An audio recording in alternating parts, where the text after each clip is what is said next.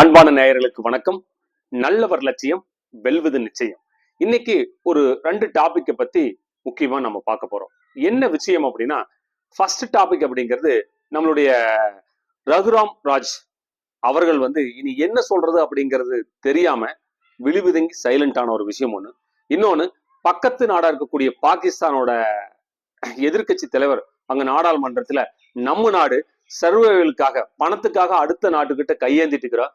ஆனா நம்ம பக்கத்து நாடா இருக்கக்கூடிய இந்தியா சூப்பர் பவர்ஃபுல்லான ஒரு நாடா உலக லெவல்ல வளர்ந்துட்டு இருக்குது அப்படின்னு பேசின 2 முக்கியமான விஷயங்களை பத்தி தான் இன்னைக்கு பதிவுல நம்ம பார்க்க போறோம். ஃபர்ஸ்ட் பதிவு நாம என்ன பார்க்கலாம் அப்படின்னா, ரகுராம் ராஜன் அவர் யார் அப்படின்னா, நம்மளுடைய ஆர்பிஐயோட முன்னாள் கவர்னரா இருந்தவர்.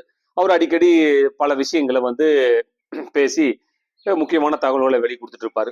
அவரு பேசின ஒரு விஷயத்தை பத்தி தான் நம்ம இன்னைக்கு பார்க்க போறோம். இந்த எதிர்கட்சிகள் எல்லாமே என்ன சொல்லிட்டு இருக்காங்க அப்படின்னா, ரகுராம் ராஜனே சொல்லிட்டாரு இது சரியில்லை, ரகுராம் ராஜனே சொல்லிட்டாரு இனி அது வளர்த்த முடியாது, அப்படியா இப்படியா அப்படின்னு எதிர்கட்சிகள் மிகப்பெரிய லெவல்ல அவரை ஃப்ரேம்ல கொண்டு வந்துட்டு இருந்தாங்க. ஆனா அப்பேற்பட்ட மனுஷனையவே நீங்க சொன்னது தப்பு, அது அப்படி கிடையாது அப்படின்னு ஒருத்தர் வாயடைச்சார். ஆனா அதுக்கு ரகுராம் ராஜன் அவர்கள் எதிர்த்து பேசவே முடியாத அப்படிங்கிற ஒரு சூழ்நிலை வந்தோன்னே தலையை குத்திட்டு கம்முன்னு உட்காந்துட்டாரு. இனி நம்ம பேசினா சரி வராது, அவர் ரொம்ப கரெக்டா பேசுறாரு அப்படிங்கிற மாதிரி ஒரு விஷயம் நடந்தது. அது எங்க நடந்தது அப்படின்னா, ஆக்சுவலி பாத்தீங்கன்னா அமெரிக்காவோட நார்த் வெஸ்டர்ன் யூனிவர்சிட்டி அப்படிங்கிற ஒரு யூனிவர்சிட்டியில நடந்த ஒரு மீட்டிங் தான் அது முக்கியமான விஷயம். என்ன அப்படின்னா, அந்த நார்த் வெஸ்டர்ன் யூனிவர்சிட்டி ஒரு கருத்தரங்கு, ஒரு மீட்டிங் அரேஞ்ச் பண்றாங்க. அது எங்க நடக்குது அப்படின்னா, கெல்லாக் ஸ்கூல் ஆஃப் மேனேஜ்மெண்ட் அப்படிங்கக்கூடிய ஒரு ஸ்கூல்ல ஒரு கலந்துரையாடலுக்காக ஒரு பெரிய ஒரு விஷயத்த ஏற்பாடு பண்றாங்க. ரைட். அதுல இவரு ரகுராம் ராஜன் அவர்களும் கலந்துக்கிறாரு. அதே போல 2018 டு 2021 வரைக்கும் இந்திய தலைமை பொருளாதார ஆலோசகராய் இருந்தவரும் அதுல கலந்துக்கிறார். இந்த மிக முக்கியமான விஷயம் என்ன அப்படிங்கிறத நம்ம பார்க்கலாம். அதுல யார் யார் கலந்துக்கிறாங்க அப்படின்னா, கிருஷ்ணமூர்த்தி சுப்பிரமணியன் அவரும் கலந்துக்கிறார். ஒரு சட்டன் ஸ்டேஜ்ல அந்த நடந்துட்டு இருக்கிற போது ரகுராம் ராஜன் அவர்களோட ஒரு விஷயத்த சொல்றாரு. பிரதமர் மோடியோட ஆட்சி அப்படிங்கிறது இந்தியாவுல ஜனநாயகம் கொஞ்சம் கொஞ்சமா நழுவிட்டு இருக்குது. ஒண்ணு அவங்கள அனுசரிச்சு போகணும், அப்படி அனுசரிச்சு போகல அப்படின்னா ஒண்ணு ஜெயிலுக்கு போகணும். இதுதான் இந்தியாவுல இப்ப நடந்துட்டு இருக்குது அப்படிங்கிறத பத்தி ரகுராம் ராஜன் பேசுறாரு. இதுக்கு பதில் கொடுக்கக்கூடிய விதமா அப்போ என்ன சொல்றாரு அப்படின்னா, 10 ஆண்டுகள் பிரதமர் பதவி வகித்த மன்மோகன் சிங் அவர்கள் 11 மாநில அரசுகளை டிஸ்மிஸ் செஞ்சிருக்காரு.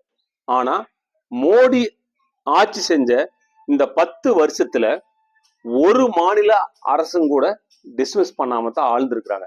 அப்ப எந்த அளவுக்கு அவர் எல்லா மாநிலத்தோட ஒருங்கிணைஞ்சு போறாரு பாருங்க, நீங்க சொன்னது தப்புங்கிறாரு. இன்னொன்னு என்ன சொல்றாரு அப்படின்னா, நீரோட் பாத்தீங்கன்னா 2016ல ஒரு நாட்டோட முதுகெலும்பு அப்படிங்கிறது அந்த நாட்டில் இருக்கக்கூடிய கம்பெனிகளோட வளர்ச்சியுமே, எத்தனை கம்பெனிகள் புதிய ஸ்டார்ட் அப் ஆகுது, புதிய கம்பெனிகள் எத்தனை பேர் துவங்குறாங்க அப்படிங்கிறத வச்சுதான் அந்த நாட்டோட முன்னேற்றம் மிகப்பெரிய லெவல்ல டெவலப்மெண்ட் ஆகு.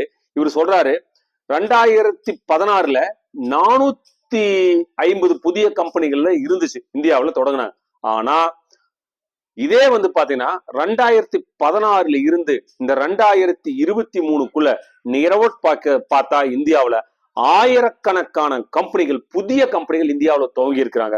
அதோட வளர்ச்சி விகிதம் பார்த்தீங்கன்னா 220% புதிய கம்பெனிகள் இந்தியாவில் துவங்கிக்கிறாங்க. இது எப்படி நீங்க எதை வச்சு சொல்றீங்க அப்படிங்கிற அதே லெவல்ல இன்னொரு மிக முக்கியமான விஷயம் சொல்ல அப்படின்னா, 2015ல உலக அளவுல புதிய கண்டுபிடிப்புகள் அப்படிங்கிற இடத்துல இந்தியா 78வது இடத்துல இருந்துச்சு. ஆனா தற்பொழுது இந்தியா 40வது இடத்துக்கு முன்னேறிக்கிறாங்க. அப்படின்னா இது சரியான வளர்ச்சியா தவறா அப்படின்னு கேட்டிருக்காரு. உடனே ரகுராம் ராஜன் பேசுறாரு, இல்ல அதை நான் சொல்ல அப்படிங்காட்டி இருங்க.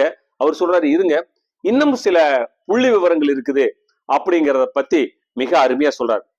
என்ன அப்படின்னா,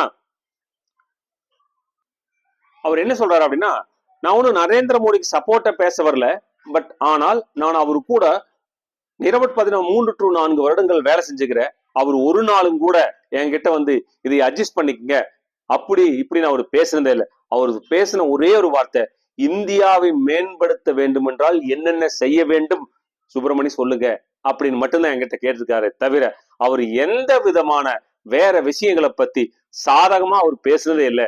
இன்னும் நாடு முன்னேறுவதற்காக என்ன செய்யணும் அப்படிங்கிற பத்தி சொல்லுங்க மட்டும்தான் என் கூட அவர் பேசிக்கிறாரு. ஏன்னா அவர் கூட நான் நெருங்கி நான் ஒர்க் பண்ணியிருக்கிறேன் அப்படிங்கிற பத்தி சொன்னார்.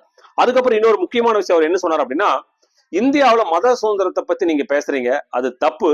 ஆக்சுவலி பியு என்ற ஆராய்ச்சி மையம் கணக்கெடுப்புல 90% சிறுபான்மை மக்கள் கிட்ட வந்து இந்த சர்வே எடுக்கிறாங்க. அவங்க எல்லாமே என்ன சொல்லிக்கிறாங்கன்னா, நரேந்திர மோடி இப்ப இருக்கிறனால நாங்க இந்த சாமியத்தை கும்பிடணும், இதை கும்பிடக்கூடாது அப்படிங்கிற எங்களை யாரும் தொந்தரவு பண்றது இல்ல. நாங்க ரொம்ப பாதுகாப்பா மகிழ்ச்சியா எங்களுக்கு பிடிச்ச மதத்தை தழுவி எங்களுக்கு பிடிச்ச சாமியத்தை கும்பிட்டு இருக்கிறோம் அப்படிங்கிற பத்தி தெளிவா சொன்னாங்க அப்படிங்கிற புள்ளி விவரத்தையும் அங்க அவர் கொடுக்குறாரு சுப்பிரமணியம். அதுக்கப்புறம் அவர் சொல்றாரு, நரேந்திர மோடி இருக்கக்கூடிய இந்த 10 ஆண்டுகள் ஓகே, அதுக்கு முன்னாடி இருந்ததை பத்தி நம்ம பார்க்கலாம். 356வது சட்ட பிரிவை பயன்படுத்தி மத்திய அரசால டிஸ்மிஸ் செய்யப்பட்ட மாநிலங்களோட லிஸ்ட கொடுக்கிறாரு அவர். எப்ப அப்படின்னா, ஜவஹர்லால் நேரு வந்து இந்த 356 சட்டப்பிரிவை பயன்படுத்தி 7 மாநிலங்களோட ஆட்சியை டிஸ்மிஸ் பண்ணிக்கிறாரு. இந்திரா காந்தி 49, ராஜீவ்காந்தி 60 மாநில அரசுகளை டிஸ்மிஸ் பண்ணியிருக்காரு. ஆனா வாஜ்பாயோ மோடியோ இதுவரைக்கும் ஒரே ஒரு மாநிலத்திலையும் கூட அவங்க டிஸ்மிஸ் பண்ண கிடையாது. இதுக்கு உதாரணம் இதுதான் அப்படிங்கிற புள்ளி விவரங்களை கொடுக்கிறாரு அங்க. அதுக்கப்புறம் அங்க சுப்பிரமணியம் அவர்களோட விவாதங்களும் சரியான தரவுகளும் சரியா இருந்தனால எல்லாருமே அவர் மிகப்பெரிய அளவுல கைதட்டி பாராட்டுறாங்க. அப்போ ரகுராம் ராஜன் அவர்கள் வந்து தான் பேசுனது தப்புதான் அப்படிங்கிற மாதிரி அவர் எதையுமே அங்க திருப்பி பேசவே இல்லைங்கிறது மிக மிக முக்கியமான விஷயம். அப்போ ரகுராம் ராஜன் அவர் சொல்றாரு அப்படின்னா அவரு ஒரு மனுஷன் தான்.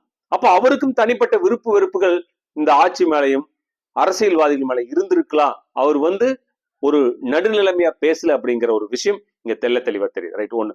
இரண்டாவதா வந்து நாம் அதுக்கப்புறம் இன்னொரு முக்கியமான விஷயம் நம்ம பார்க்க வேண்டிய விஷயம் எதுனா, நம்ம அண்டை நாடா இருக்கக்கூடிய பாகிஸ்தானோட நாடாளுமன்றத்துல ஒரு மிகப்பெரிய ஒரு மீட்டிங் நடக்குது. அவர் என்ன சொல்றாருன்னா, 1947 தான் பாகிஸ்தானுக்கும் இந்தியாவுக்கு ரெண்டுக்குமே சுதந்திரம் அடைஞ்சது. இது யாரு பேசுறாருன்னா, பாகிஸ்தான்ல இருக்கக்கூடிய எதிர்கட்சி தலைவர் பேசுறார். ஜமியத் உலாமா இஸ்லாம் அப்படிங்கக்கூடிய அந்த அமைப்போட தலைவர் வந்து பேசுறார்.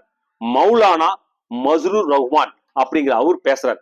என்ன பேசுறாரு அப்படின்னா, நாமும் நம்மளுடைய நாட்டை சர்வைவல் பண்றதுக்காக நம்ம வாழ்றதுக்காகவே அடுத்த நாட்டுகள் கூட பணத்தை பிச்சை எடுக்க வேண்டியது இருக்குது. நம்ம நாடு மிகப்பெரிய இப்போ மோசமான அரசியல் சூழ்நிலையில் இருக்கக்கூடிய இந்த தருவாயில பக்கத்து நாடு அண்டை நாடாகக்கூடிய இந்தியா சூப்பர் பவர்ஃபுல்லான நாடா உலக நாடுகளே வியக்கக்கூடிய அளவுக்கு முன்னேறிட்டு இருக்குது. அப்போ என்ன விஷயம்னா, நாம தேவையில்லாம மதம் அப்படிங்கிற ஒரு விஷயத்தை கையில் எடுத்துட்டு மற்ற நாடுகளை பகைச்சிட்டு நம்ம நாட்டோட உள்நாட்டோட பொருளாதார வளர்ச்சிக்கான விஷயங்களை வந்து நம்ம ஆட்சியாளர்கள் கரெக்டா செய்யல அப்படிங்கிறத பத்தி மிகப்பெரிய லெவலில் உருக்குமா பேசினார் அப்படிங்கிறதா இந்த உண்மையான விஷயங்கள் இங்க நடந்திருக்குது.